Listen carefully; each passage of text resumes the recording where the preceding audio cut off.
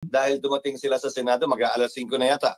Nag-adjourn ng Senado, makalipas ang kulang-kulang 2 oras bago mag-alas 7. So hindi para sa kanilang madaliin kami pagkatapos nilang upuan yan sa napakahabang panahon. Opo, Senate President Congressman Joel Chua, Congressman Lawrence Defensor et al. Para kay Congressman Chua, kay Congressman Defensor, sagutin muna nila yung simpleng katanungan. Mahigit 2 buwan nilang inupuan yung mga impeachment complaints. Wala silang ginawa.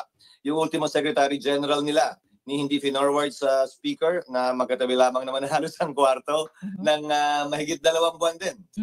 Siguro paliwanag muna nila yun bago nila kami madaliin na umaksyon sa loob ng ilang oras at ilang araw lamang. No reason, but it's always political, as you know. The impeachment process is always political. Ano po ba legal? Ano po ba ang turo sa batas, attorney, no?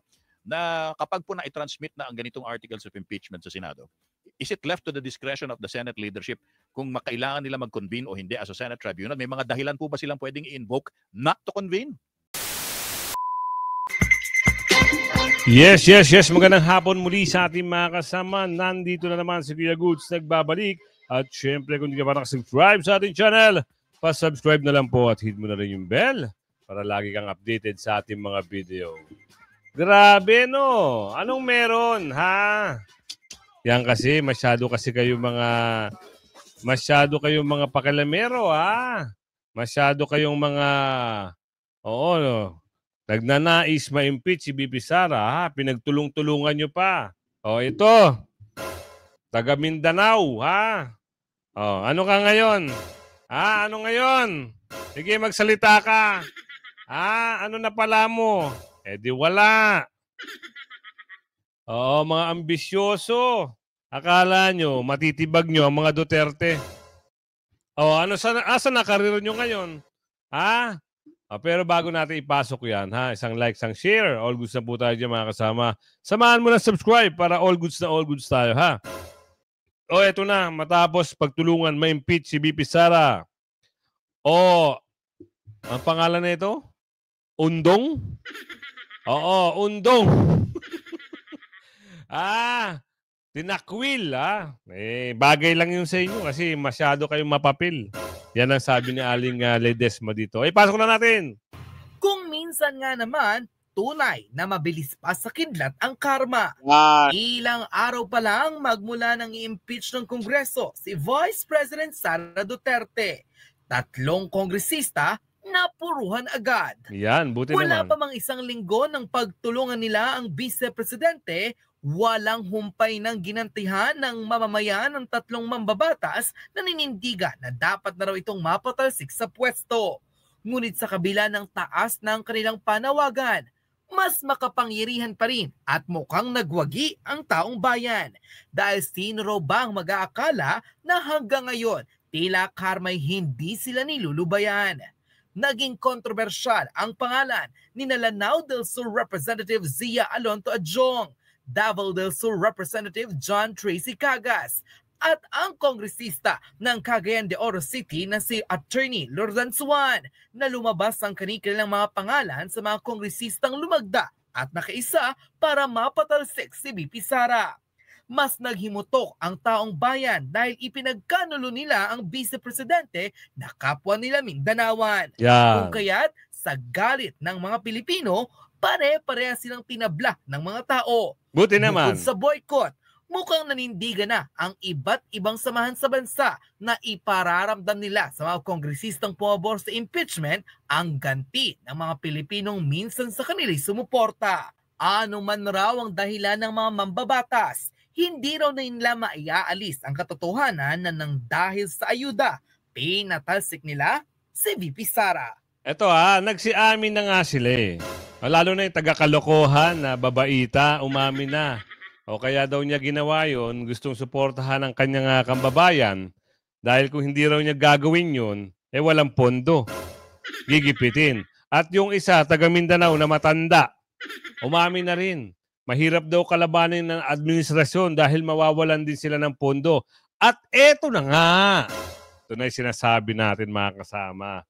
Ano na ngayon? Ayos pa ba tayo dyan? Paano na yan? Wala na magtitiwala sa inyo. Galit na ho ang taong bayan. Lalong-lalo na taga Mindanao, Davao, Cebu, Naku po.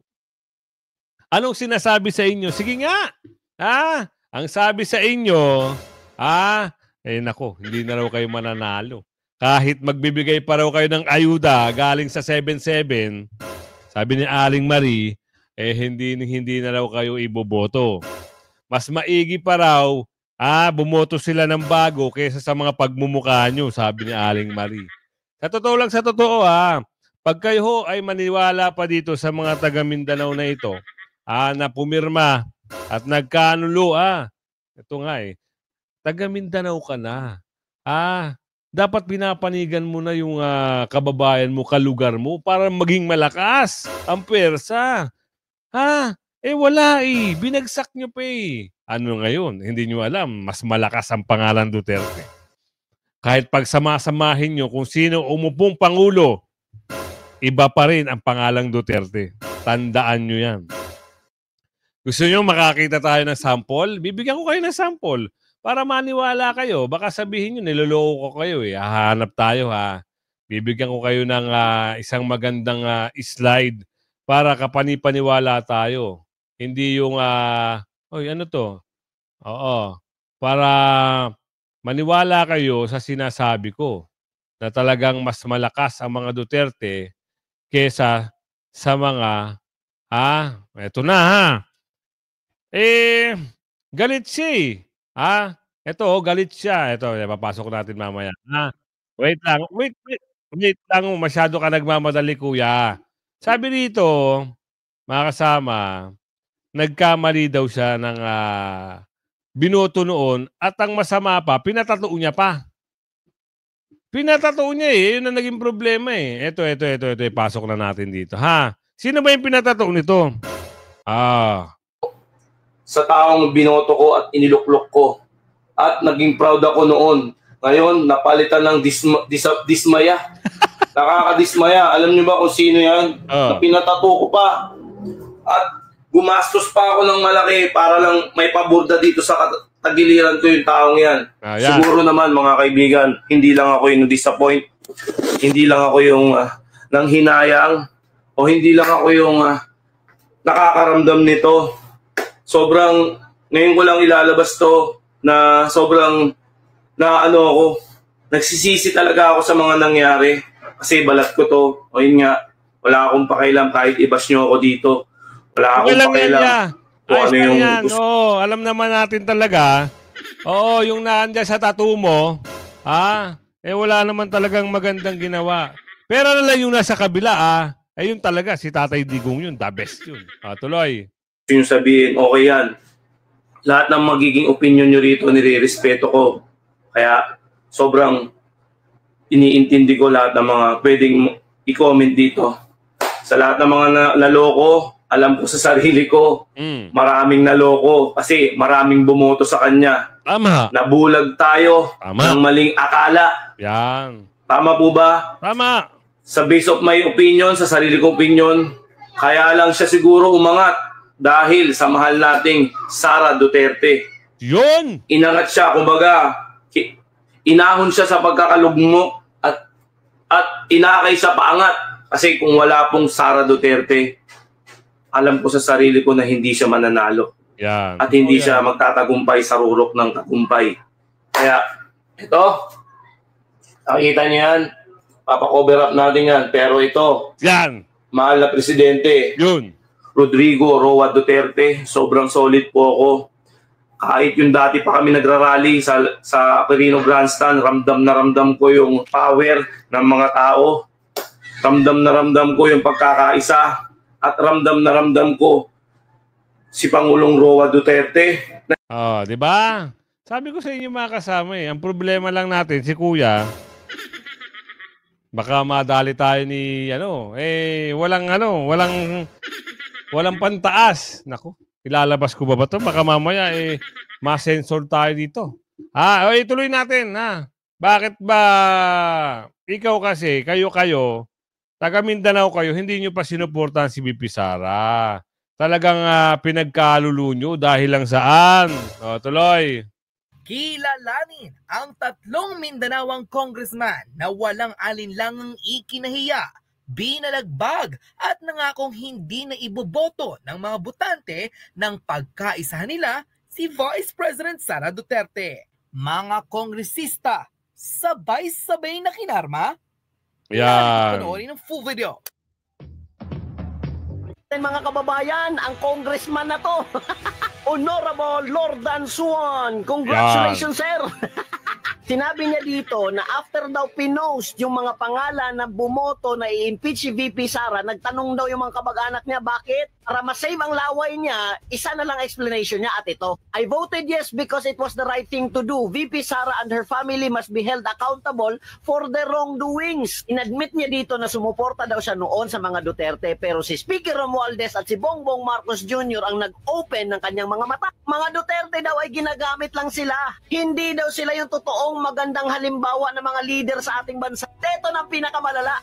To my supporters, I know you stand with me. Rest assured, the ayuda is coming.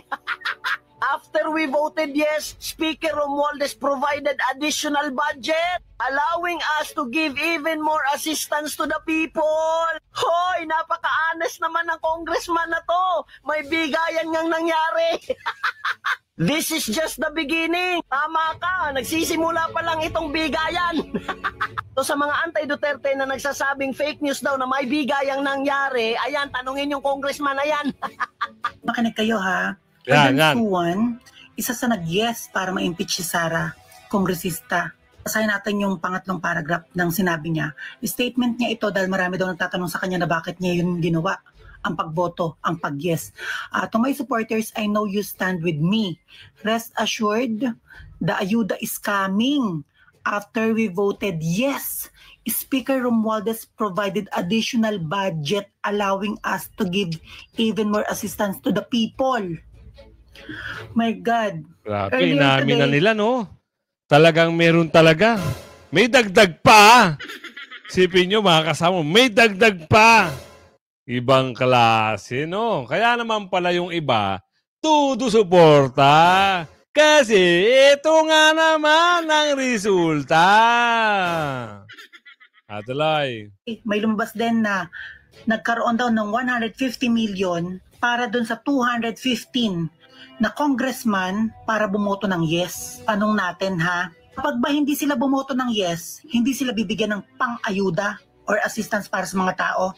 Tama ang sinasabi ng karamihan na ang ayuda ay gagamitin para sa eleksyon, pambili ng boto, at nagamit na rin para bumoto sa impeachment ni Sara Duterte. Ang linaw ng pagkakasabi, after we voted yes, ibig sabihin naka-compromise yung 150 million. Bumoto ka lang ng yes para i-impeach si Sara. Kung ako isang kongresista, hinahainan ako na 150 million, di ba? Parang pinapainan ako na kumagat. Na gusto kong instant money, ayan na.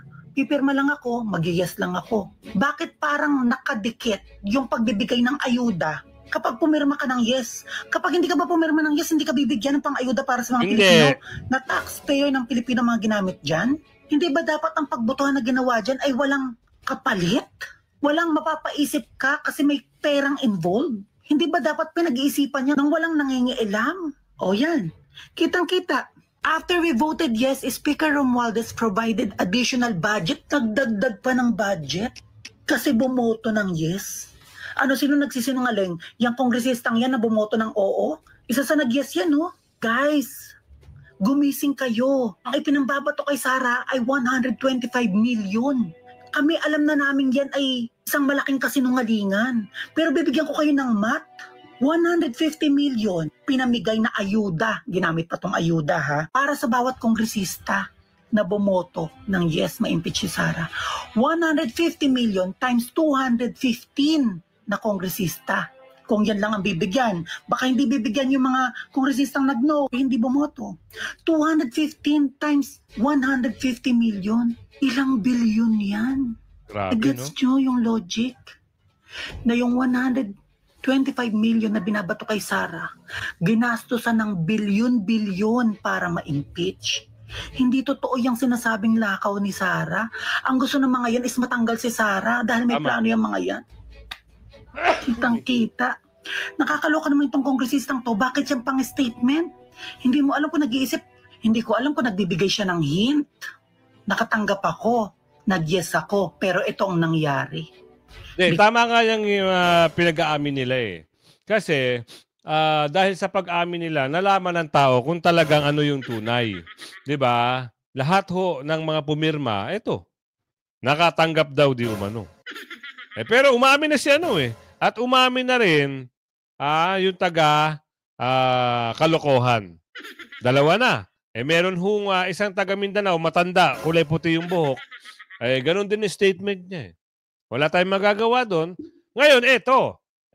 Bukas, sasampahan na ho ng kaso. Kriminal ha, kriminal. Sino? Naku po yung tatlo. Abangan natin. Wag natin naalisin sa utak natin yung issue ng BICAM. Kasi, etong mga nangyayari ngayon, pinasok nila tong issue ng ng impeachment na talaga naman pwedeng malusaw. Pinasok na impeachment yung BICAM, tatabunan nyo? Hindi pwede. Kaya ang tanong dito, BP Duterte impeachment moves only covering national budget issue. Ex-DOJ executive. Tingnan natin kung ano yung sasabihin dito. At gayon na ho ang humusga at mag-comment. Sa tingin nyo, mga kasama, survey tayo. Itong BICAM itong impeachment ni Bibi Sara, kayo, ano sa palagay nyo? Pang-cover lang talaga ito. Tama ba? Yan ang sabi ni Aling Marie. Kasi Kuya Good, sabi niya, kung hindi sila nabuko, ubos. Nabuko. May kumanta, may umamin, at inamin pa nung babaeng taga Marikina. Inamin niya eh. Diba? Nagpasalamat pa si Speaker Bebot. Pasalamat tayo kay Kilembot kasi inamin niya na merong blanco. Yung iba ayaw magsiamin eh. Ilang senador ang ayaw magsiamin. Yung maputi, kulay puti na babae, sikat yung tatay nun eh. Ano ngayon say mo? Hindi ka pa rin naamin. Ito, pasok natin to. Magandang gabi sa iyo, Tony at Carmina. Magandang gabi sa mga tumatangkilik sa inyong program. Nasubaybayan niyo po ba mga pangyayari ngayon sa Kamara at Senado? Alam mo, nawala na ako ng interest eh. Bakit naman? Wag naman. Tumagal yung proseso. Parang ko na to eh. Parang anong tawag, anticlimactic na itong nangyayari. Hindi lang anticlimactic. Buzzer beater nga eh. Di ba? Last day, sa kanila hinabol. Well, we do not know the reason, but it's always political, as you know. The impeachment process is always political. Ano po ba ang turo sa batas, attorney, no? Na kapag po na-transmit na ang ganitong articles of impeachment sa Senado, is it left to the discretion of the Senate leadership kung makailangan nila mag-convene o hindi as a Senate tribunal? May mga dahilan po ba silang pwedeng i-invoke not to convene?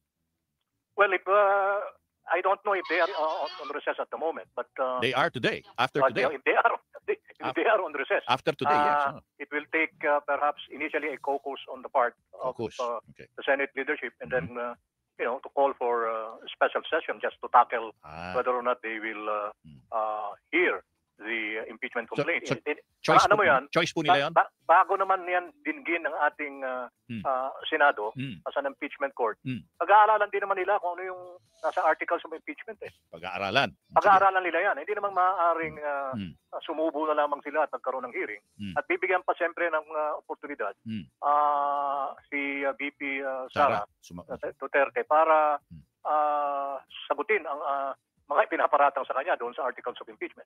Kailangan pa ho ba na meron siyang chance to respond or dapat doon na siya sa trial mag-respond? Hindi. Kasi tatandaan ko noon, ang ginawa namin, in the case of former Chief Justice Renato Corona, sinagot namin yung articles of impeachment. Yan ha? Okay, sinagot namin. Sinagot namin. Before nag-convene yung Senate Tribunal? Bago, yes.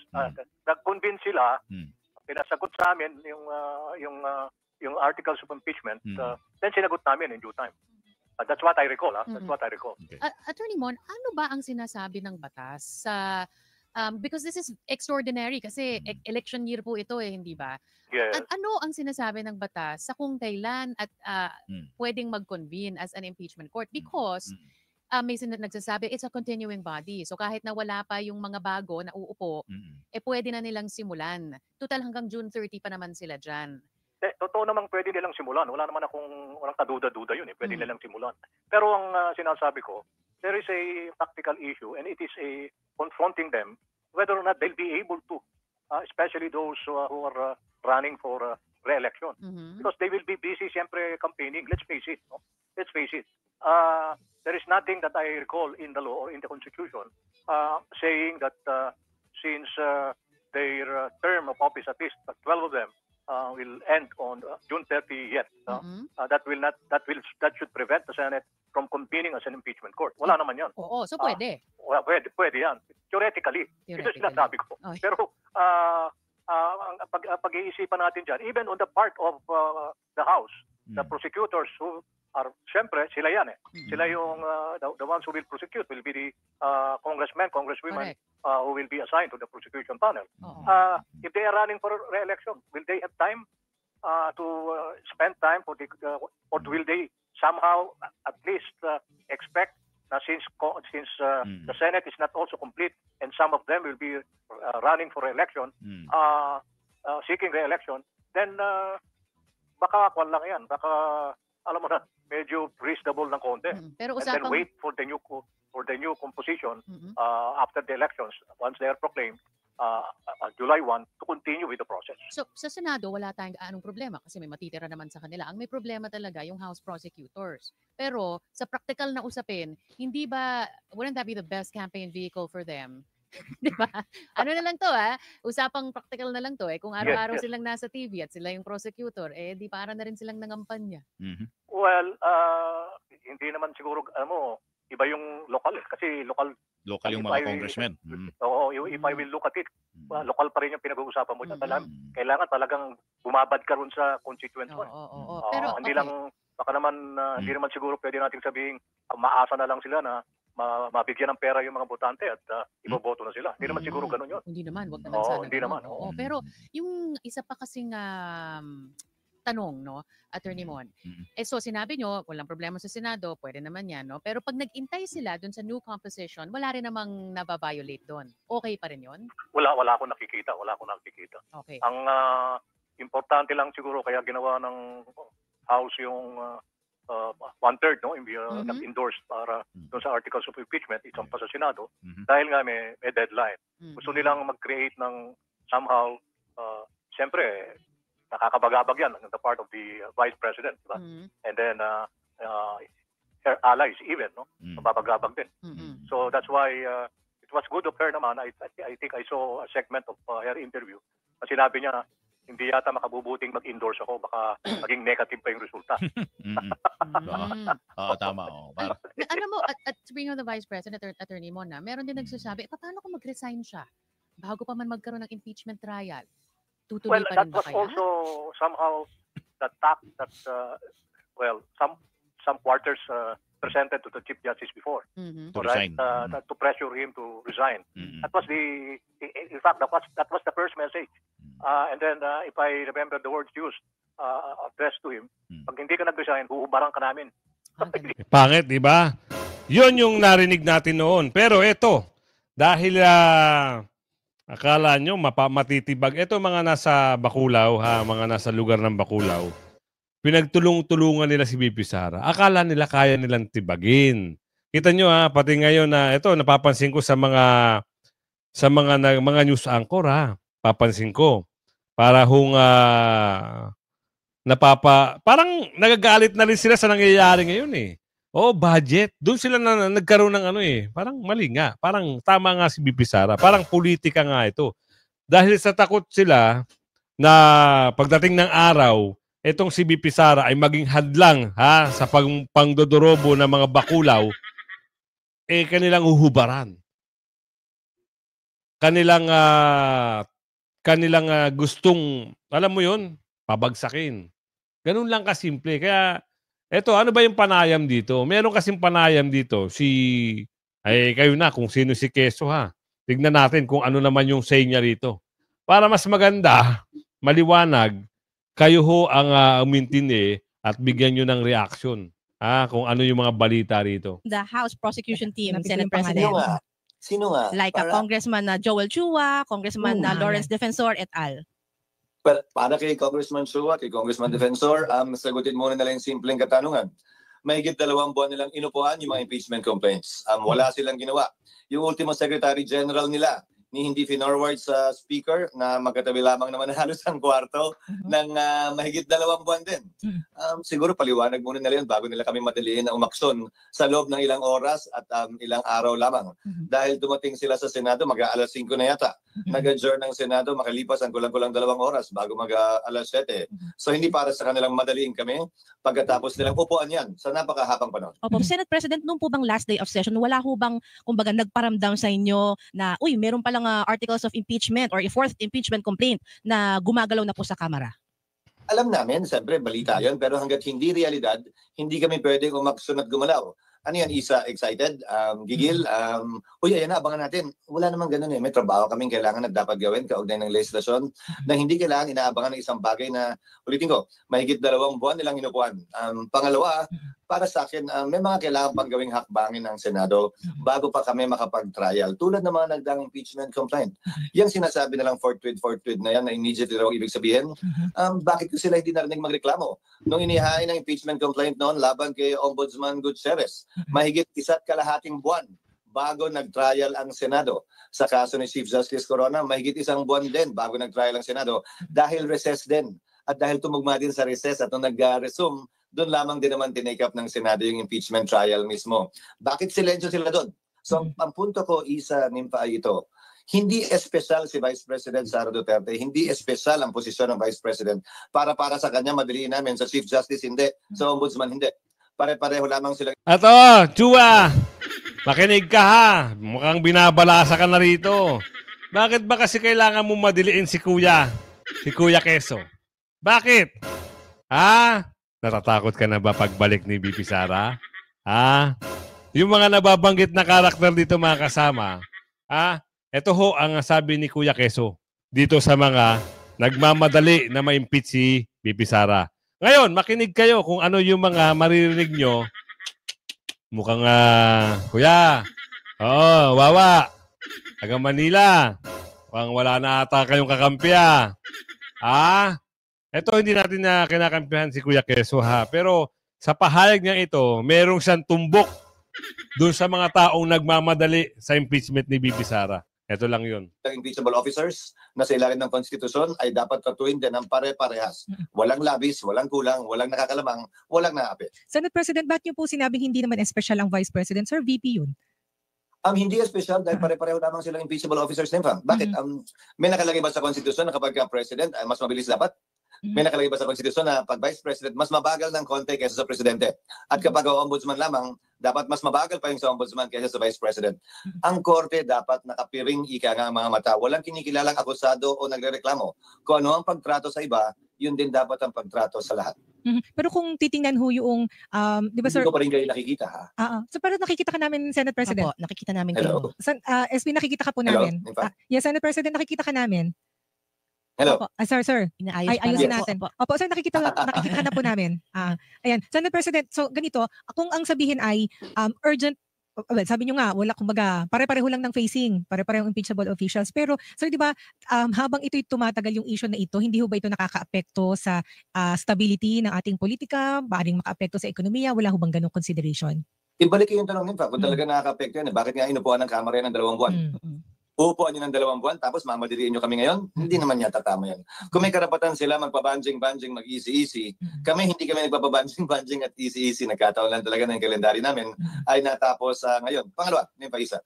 After sa mga nagsasabing magiging rason at dahilan to ng instability, ang impeachment ay isang prosesong nakasaad sa saligang batas bilang bukod-tanging paraan para mapanagot ang mga opisyal kaugnay sa maling ginawa nila, hindi nila ginawa o pang-aabusin nila sa pwesto. Hindi ito dapat kinakatakutan ni naman. Hindi ito extra-constitutional na paraan. Hindi ito illegal na paraan. Ito'y prosesong nakatalaga para mapayapa nating maresolbahan anumang hindi pagkakaunawaan sa politiko kaugnay ng pinakamatataas na opisyal ng ating bansa na tinatawag ng impeachable officers. Hindi tayo dapat tumatakbo palayo nito. Hindi natin dapat kinakatakutan ito. Niyayakap dapat natin ito bilang proseso sa pagpapanagot ng mga opisyal. Opo. Senate President, all eyes na po nasa Senado. Hindi po kayo magpapapressure kahit ano pang mangyari. At may pressure ba, sir? Walang tumatawag nga sa akin